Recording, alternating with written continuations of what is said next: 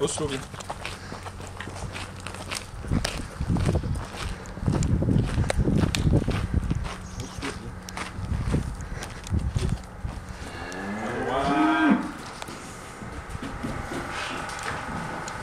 À droite.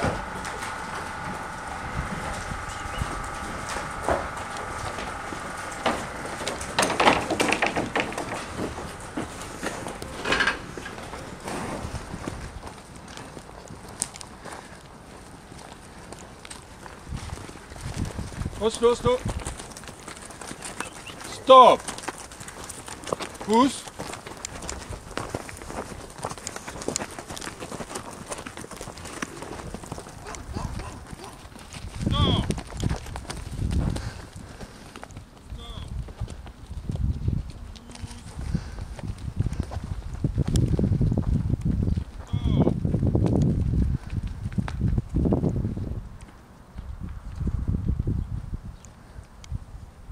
Donc moi c'est Julien Delabre, je suis un GAEC au GAEC Vachement Bio avec ma femme Aline et nous sommes à Tence en Haute-Loire. On a un troupeau composé de 35 vaches laitières de race principalement jersiaise, bientôt tout jersiaise.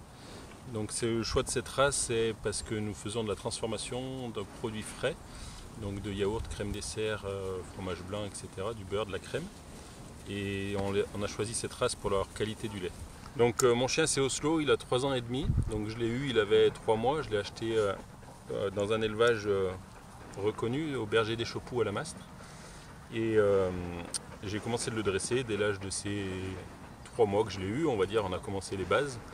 Et puis par le biais des formations présentées par l'IDEL avec la Chambre d'agriculture, et ben, on a pu progresser et puis arriver là où on est aujourd'hui.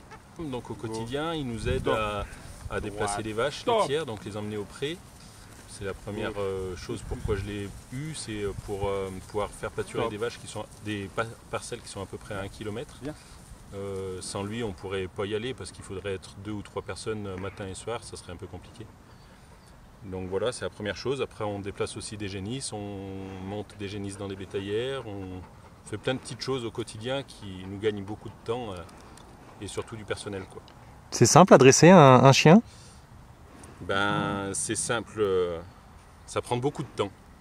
Après, ils ont quand même ça dans le sang, donc ils ont envie de le faire, c'est leur plaît, mais ça prend beaucoup de temps pour avoir ce qu'on veut, pour que ce soit facile de travailler après au quotidien.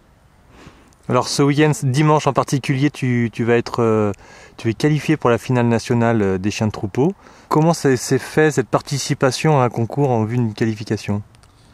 Et ben en fait j'ai participé à un premier concours amical, c'était pour, on va dire moi je trouvais que ça marchait bien, mais je voulais voir ce que ça donnait par rapport à ce que d'autres faisaient, et puis rencontrer des personnes, et puis avoir des conseils sur ce que je pouvais améliorer.